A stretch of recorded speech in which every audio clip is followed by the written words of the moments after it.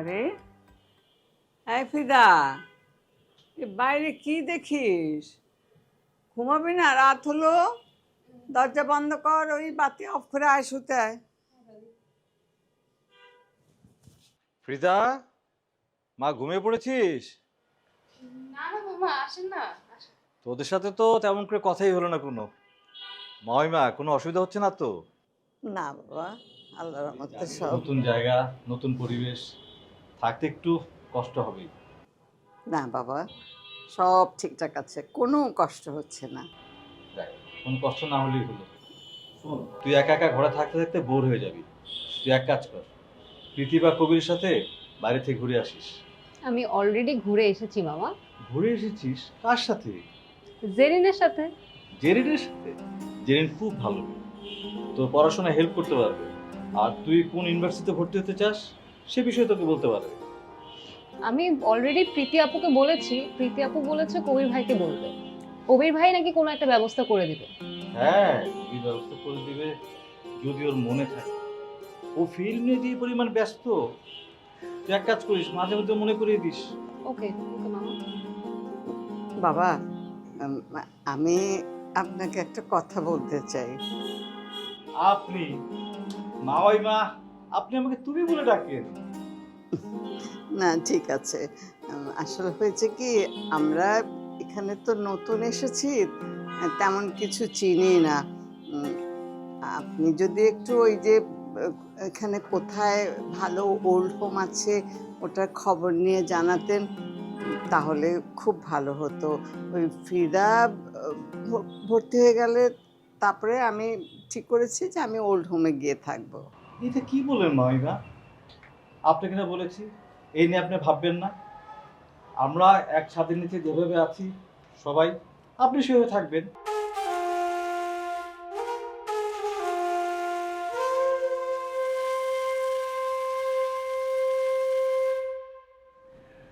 এ প্রীতি, জেরিন কোথায় রে? ছাদে আছে। ছাদে? এই সময় ছাদে কি করে? ওকে গিয়ে জিজ্ঞাসা করো। না মানে, আচ্ছা, তোর মন খারাপ নাকি? আমার মন খারাপ না ভালো সেটা জেনে তুমি কি করবে? তুমি তো এসেছো জেরিনের খবর নিতে। আমার মন ভালো খারাপ দিতে তোমার কিছু যায় আসে না। আচ্ছা, আমি জেরিনের খবর নিলাম কারণ সে আমাকে খুঁজছিল একটা প্রয়োজনে, তাই। ঠিক আছে, যাও, ছাদে আছে, ওখানে গিয়ে কথা বলো। আহ, না থাক, ওর মনটা ভালো নেই, ও ছাদে হাঁটছে, হাঁটুক, ওর ভাল লাগবে।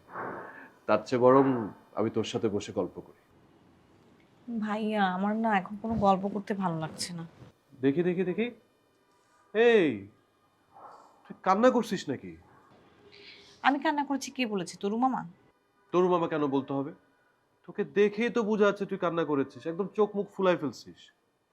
কান্নাকাটি করবো না তো কি করব? আচ্ছা, কি হয়েছে বলতো? শফিকের সাথে ঝগড়া হয়েছে? ওর সাথে কিছু হয়নি। বুঝতে পেরেছি, চাচি কিছু বলেছে তাই না? আচ্ছা শোন, চাচি তো এমনই, একটু সহ্য কর কিছুদিন। হ্যাঁ, কিছুদিন পর তো উনি এসব করার সুযোগও পাবে, তাই না? ভাইয়া, আমার নিয়ে এসব কোনো ব্যাপারে কথা বলতে ইচ্ছে করছে না। ওকে ফাইন, তোর কি বিষয়ে কথা বলতে ইচ্ছে করছে সেটা বল, আমি সে বিষয়ে কথা বলছি। তোমার সাথে আর কি নিয়ে কথা বলবো? তুমি তো যেখানে যাও সেখানে শুধু cinema cinema cinema. By the way, তুমি নাকি ফ্রিদাকে তার প্রথম দেখায় কি কি উল্টাপাল্টা কথা বলেছো? আমি তো হাসতে হাসতে শেষ। আর বলিস না, আমি তো ফ্রিদাকে আগে দেখিনি, ঠিক আছে না? আমি দেখলাম ড্রয়িং রুমে ঢুকে একটা মেয়ে বসে আছে, আমি ভাবছি কাস্টিং এর জন্য কেউ আসছে। আমার তো গেছে মেজাজ খারাপ, মানে আমার বাসায় চলে আসছে কাস্টিং এর জন্য। পরে তো আমি ইচ্ছা মতো মেয়েটাকে শোনাই দিলাম।